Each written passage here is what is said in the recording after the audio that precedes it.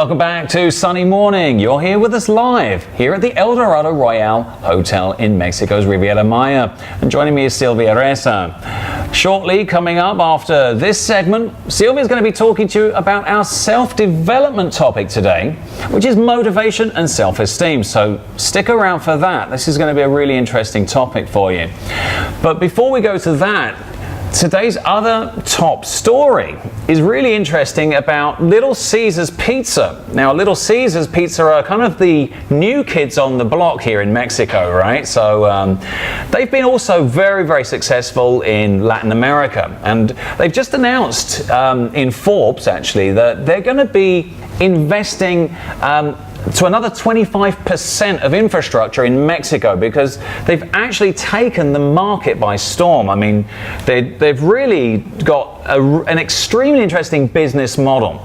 And we're going to talk a little bit about how that is tying in right now with Mexican industry as a whole, because it's not just the fast food industry that has started to approach business with technology. So tell us a little bit about the Internet of Things, that Little Caesars is attributing its success to, Silvia. Well, I was actually very surprised when you mentioned that Little Caesars is going ahead. Yeah. Because, and then of course I bought, I have a story over there that I bought some Little Caesars pizza, and it's really good. And I actually said to myself, wow, this tastes really good. I mean, and actually I was there because the other pizzas, I didn't have the phone number, so I just decided to get in there and try a new thing. Yeah. And I was very surprised. Flavor is great, everything is great, service, and it's really fast. You paid your pizza, and approximately in 5 to 7 minutes you have it, and then you go home, and it's really delicious. Well, this is what their chief executive has come out and said. Everybody's like surprised. What are you doing? What are you doing differently? Why are you starting to become a market leader? And he says, well, there's three things. I mean, one of them is he says that we're a disruptor. Now, for those of you that are technical, you'll know what a disruptor is. But for anybody that's not sure about what a disruptor is, what he's doing is he's using algorithms, okay? So they've been studying Mexican consumer behavior. So like you say, you've been going in 5 to 7 minutes, right? And he's saying, no, we want it immediately. We want the hot and ready service. When you walk in the door, you walk straight out with your boxes of pizza. We know, it's like we know what you're going to buy before you even tell us, right?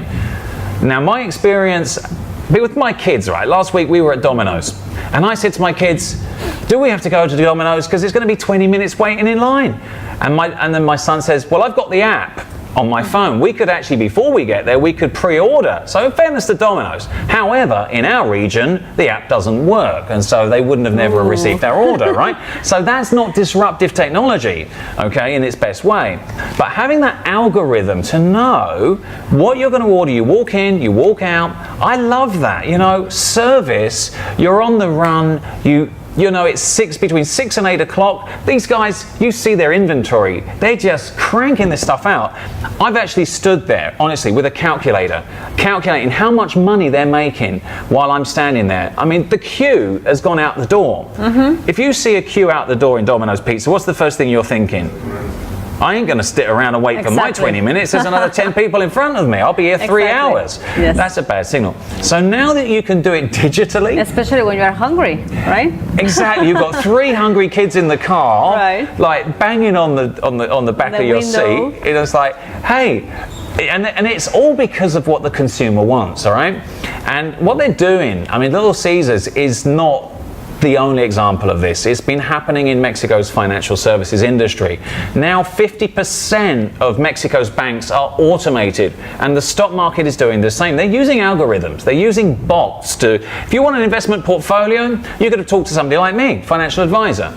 Elliot, I want you to develop some stocks and a portfolio for me, Or you could go bypass me and actually go to a robo financial advisor who will develop your financial portfolio based on a few questions about your appetite, risk. But again, it's understanding your behavior, your appetite, what you want, and it will manage your portfolio. Actually, I was going to add into what you're saying about probably also what they're doing is a projection, like a future projection in technology, using it to develop, better services for everybody and faster.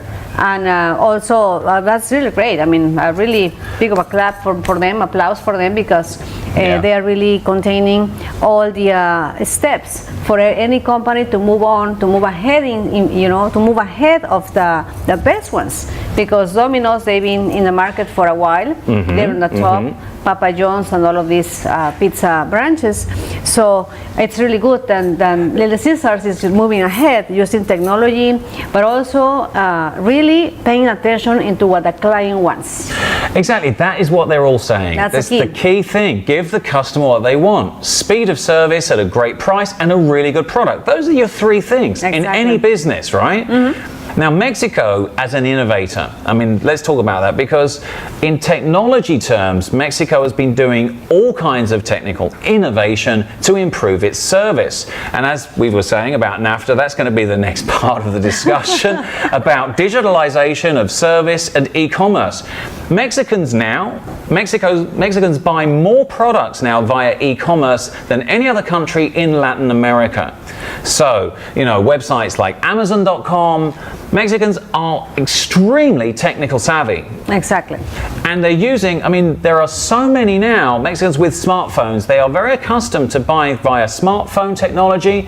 I think we were talking last week about the technology-driven consumer now in Mexico accounts for half of the population. Exactly. Definitely. That is extraordinary, how quickly that we've adopted technology. And the way they actually are using it for, they're taking advantage of the technology and considering a lot more of it to improve any field they are working on. Yeah. Any field. So it can be applied absolutely across the board, whether it be in the financial services space or whether it's in your shopping cart and how that shows up, to sporting goods. They're actually saying that Amazon in Mexico this year is developing a special key that they can get into your house with your permission when you're not there. So if you order a bed or a mattress and you're not at home, you don't have to be waiting between 2 o'clock and 4 o'clock in the afternoon. When are they going to show up? It's like, we can get into your front door, no problem. We'll drop it off. We'll even make it for you. So all you have to do is come home and sleep in it. Oh, I probably wouldn't do that. And also Amazon grocery. Amazon are taking it to the next level. They'll even do your dinner for you. And when you come home, your dinner will be made as well. So, I'm not surprised Little Caesars has done this. It's the step in that direction, what the consumer wants. And if Domino's and the rest of them don't catch up and get their apps working across all regions, they're going to really fall behind, because, I don't think they're going to change their process. No, of course. That's like, they're not going to stop you from waiting 20 minutes, but you've got to take the initiative to go looking for them. I still think they're 2 steps behind the pace here. No, of course, but also a marketing study also is really good. Yeah.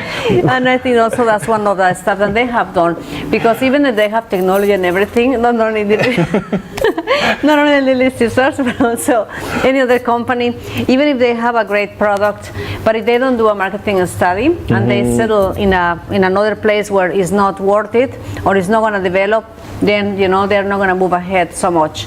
So I think they are really professional. Yeah. And in general, they consider marketing strategies. They consider all the 3 steps that you mentioned before about the price, quality, efficiency of service, promptitude, and everything. And of course, and the need, of course. Who doesn't like pizza? Please, everybody will love pizza, right? Yeah, it's hopefully Crystal's here with her midday menu. We're going to have one of her special pizzas with the Mexicana pizzas today. Coming up a little bit later today, remember, it's Sports with Gilbert Rios. We'll be back with that. And also, before sports, Sylvia is going to be addressing a very important subject about motivation. So we're hoping Donald Trump's watching this morning. Oh, yes, please. We'll be back with you after these messages.